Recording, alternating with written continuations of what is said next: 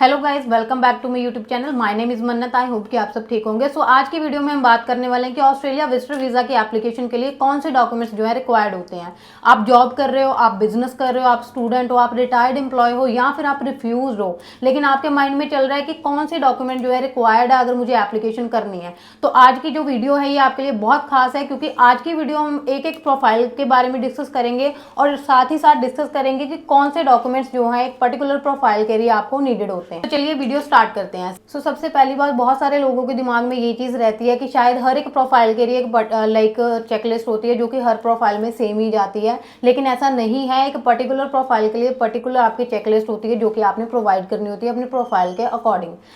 इसमें अगर सबसे पहले डॉक्यूमेंट की बात करूं मैं, सबसे पहला डॉक्यूमेंट होता है आपका पासपोर्ट, जो कि एक वैलिड पासपोर्ट आपके पास होना चाहिए जिसकी जो वैलिडिटी है वो 6 मंथ तक होनी चाहिए। तो सबसे पहली प्रोफाइल अगर डिस्कस करेंगे, अगर आप जॉब कर रहे हो तो आपको कौन से डॉक्यूमेंट्स रिक्वायर्ड है। तो सबसे पहले इसमें जो डॉक्यूमेंट आएगा that is your appointment letter या फिर ऑफर लेटर, जो कि आपको एम्प्लॉयर की तरफ से मिलता है और इसमें आपकी जो जॉब की सारी डिटेल्स जो है लिखी होती है along with your salary and other details. Okay, so next जो होता है कि आपके पास पे स्लिप्स होनी चाहिए 4 to 6 मंथ की, वो आप अपनी एप्लीकेशन में साथ में लगा सकते हो। एंड नेक्स्ट डॉक्यूमेंट जो होता है आपकी एनओसी, जो कि एम्प्लॉयर की तरफ से होता है, जिसमें ये मेंशन होता है कि आपको जो है एक पर्टिकुलर टाइम पीरियड के लिए हम लीव सेंशन कर रहे हैं, जिसके बिहाफ पे आप जा सकते हो और आपको वापस जो है जॉब आने के बाद रिज्यूम करनी होती है। तो अगर आप जॉब प्रोफाइल के हैं तो आपको ये जो डॉक्यूमेंट्स है ये प्रोवाइड करने होते हैं। सो नेक्स्ट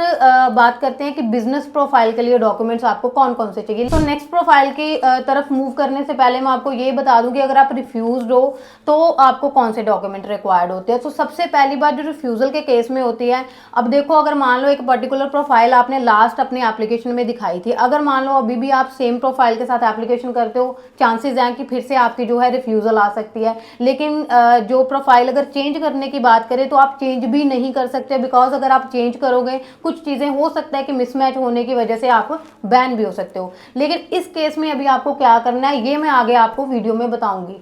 अभी हम डिस्कस करते हैं कि बिजनेस के, अगर आप बिजनेस कर रहे हो, आप सेल्फ एम्प्लॉयड हो, तो आपको कौन से डॉक्यूमेंट्स चाहिए। तो अगर आप बिजनेस कर रहे हो, सबसे पहला जो इसमें आपका डॉक्यूमेंट आएगा दैट इज योर बीआरसी, कि आपका जो बिजनेस है वो रजिस्टर्ड है, तो उसका जो भी सर्टिफिकेट या जो भी रजिस्ट्रेशन आपके पास है वो आपने जो है प्रोवाइड करनी होती है। नेक्स्ट, अगर आप जो आपका बिजनेस है ये प्रॉपर एस्टैब्लिश है, आपके पास जीएसटी है, आपके पास पैन कार्ड है, तो आप वो जो चीजें हैं प्रोवाइड कर सकते हो एक स्टेबिलिटी दिखाने के लिए। बट ये पर्टिकुलर नहीं है, ये जो डॉक्यूमेंट है ये ऑप्शनल है। अगर आपके पास ये डॉक्यूमेंट अवेलेबल है तो आप अलॉन्ग विद योर एप्लीकेशन लगा सकते हैं, अगर नहीं है तो कोई दिक्कत वाली बात नहीं। तो मेन जो इसमें चीज हमने दिखानी होती है वो यही है कि एक स्टेबल बिजनेस है मेरे पास और जिसके जो प्रूफ हैं वो ये हैं। तो उसके लिए अगर आपके पास एक प्रूफ है वो भी आप प्रोवाइड करो, अगर आपके पास 10 प्रूफ है तो वो आप प्रोवाइड करो, जिससे आपको लगता है कि मेरी जो स्टेबिलिटी है वो बढ़ जाएगी। इसके बाद अगर बात करें कि और आप कौन कौन सी चीजें प्रोवाइड कर सकते हो, इसके अलावा आप अपनी आईटीआर दिखा सकते हो। अगर आप बिजनेस की आईटीआर फिल कर रहे हो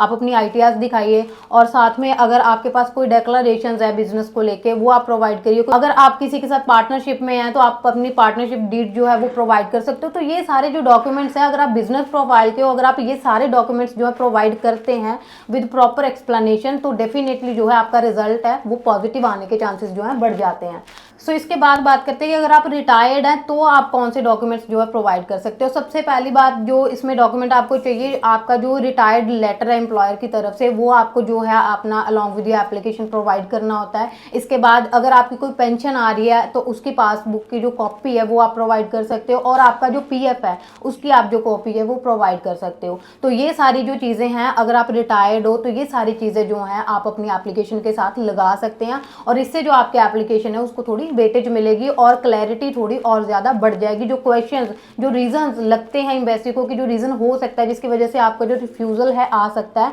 तो इन डॉक्यूमेंट्स की वजह से हो सकता है वो कहीं ना कहीं जो चीजें हैं वो बैलेंस हो जाएंगी। तो इसके बाद बात करते हैं अगर आप स्टूडेंट हो तो कौन से डॉक्यूमेंट्स आप जो है प्रोवाइड कर सकते हैं। उससे पहले मैं आपको ये चीज क्लियर कर दूं कि सिर्फ यही डॉक्यूमेंट्स लिस्ट नहीं होती है, ये है आपकी प्रोफाइल के अकॉर्डिंग, कि प्रोफाइल के अकॉर्डिंग आपने डॉक्यूमेंट्स जो है कौन से प्रोवाइड करने होते हैं। बट इसके साथ कुछ और भी चीजें होती हैं जो वो बहुत ही इंपॉर्टेंट होती हैं। जैसे आपका ट्रैवल प्लान होता है वो आपने प्रॉपर तरीके से जो है एक्सप्लेन करना होता है, आपकी SOP होती है वो आपने एक्सप्लेन करनी होती है, आपका पर्पस ऑफ विजिट होता है, आपका फाइनेंशियल्स होते हैं, आपका रीजन टू कम बैक होता है। तो इन चीज़ों के लिए भी आपके पर्टिकुलर डॉक्यूमेंट्स होते हैं जो कि आपने अलॉन्ग विद योर एप्लीकेशन जो है प्रोवाइड करने होते हैं। तो अगर आप स्टूडेंट है तो आप उस केस में क्या कौन से डॉक्यूमेंट दे सकते हैं, उस केस में आप अपना एडमिशन रिलेटेड जो भी आपके पास प्रूफ है, चाहे वो एनरोलमेंट स्लिप है या अदर कोई भी चीज़ आपको लगती है जो कि आपकी इस चीज़ को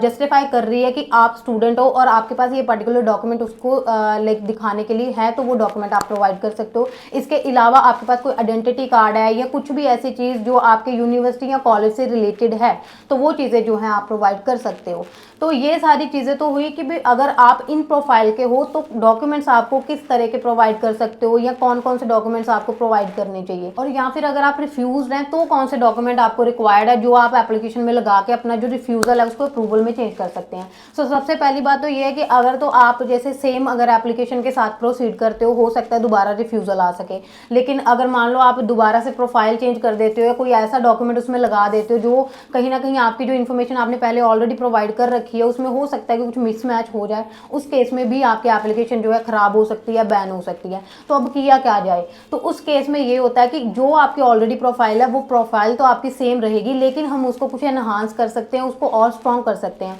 हो सकता है समटाइम क्या होता है कि कुछ रिप्रेजेंटेशन में जो है प्रॉब्लम आ जाती है या कुछ अच्छे से चीज़ें जो एक्सप्लेन नहीं हुई होती हैं जिसकी वजह से ये रिफ्यूज़ल आ जाता है। तो इस बार हमारे पास टाइम है, हम जो है दोबारा से जो चीज़ों को है अच्छे से एक्सप्लेन कर सकते हैं और इनको स्ट्रॉन्ग करके और जो चीज़ें हैं इनको अच्छे से प्रोवाइड कर सकते हैं। समटाइम जो रिफ्यूज़ल आती है हमें रिफ्यूज़ल में लाइक लिखा होता है कि आपका जो बिजनेस है उसके जो डॉक्यूमेंट्स है या हमें नहीं लग रहा कि आपका बिजनेस जो है स्टेबल है। दैट मीन्स कहीं ना कहीं जो डॉक्यूमेंट्स आपने अपने बिजनेस को स्टेबल दिखाने के लिए लगाए हैं एप्लीकेशन में वो कहीं ना कहीं इनफ नहीं है जो आपके बिजनेस को प्रॉपर जस्टिफाई कर सकें या क्लैरिफाई कर सकें। तो उस केस में क्या करना है, अपने बिजनेस के 2-4 डॉक्यूमेंट और आप लगाइए, देखिए कौन कौन सी चीज़ें आप प्रोवाइड कर सकते हैं जिससे ये प्रूफ हो सके कि आप बिजनेस कर रहे हैं। क्योंकि बहुत सारे केसेस में ये चीज़ होता है कि उनको ये लगता है कि शायद ये बिजनेस कर ही नहीं रहे क्योंकि हमने डॉक्यूमेंट ही कोई एक लगाया होता है और ना हमने कोई उसकी एक्सप्लेनेशन दी होती है ना कोई जस्टिफिकेशन दी होती है, जिसकी वजह से जो है हमारी रिजेक्शन आ जाती है और हमें लगता है कि भी सारा कुछ हमने प्रोवाइड किया था लेकिन स्टिल हमारी रिजेक्शन जो है क्यों आ गई है।